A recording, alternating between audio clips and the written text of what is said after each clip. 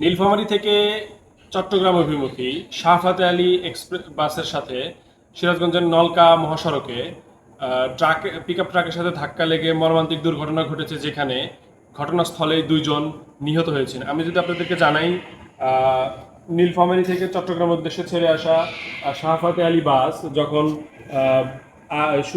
7 August শুক্রবার রাত 11টা 30 মিনিটের দিকে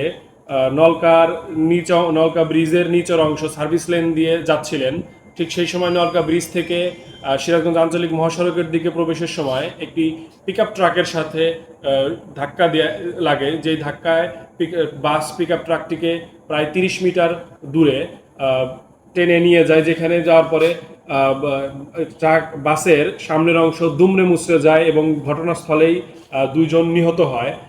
আমরা জানতে পেরেছি এই বাস দুর্ঘটনায় 17 জন আহত যাত্রী, যারা চিকিৎসার জন্য সিরাজগঞ্জ মেডিকেল কলেজ হাসপাতালে চিকিৎসার জন্য এসেছিলেন, যাদের মধ্যে 4 জন চিকিৎসা নিয়ে তাদের নিজ নিজ গন্তব্যস্থলে চলে গিয়েছেন এবং এখন পর্যন্ত 13 জন মেডিকেল কলেজে ভর্তি রয়েছেন, যাদের মধ্যে 7 জন পুরুষ এবং 6 জন নারী।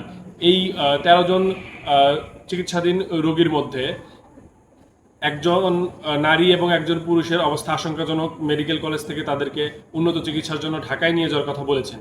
এদিকে যমুনা সেতু পশ্চিম থানা পুলিশ আমাদেরকে জানিয়েছেন, তারা দুর্ঘটনা সংবাদ পাওয়ার সাথে সাথেই তারা এবং ফায়ার সার্ভিসের মাধ্যমে তারা ঘটনাস্থলে পৌঁছে লাশ এবং আহত যাত্রীদেরকে উদ্ধার করেন এবং দুর্ঘটনা সম্বলিত বাস এবং ট্রাককে তারা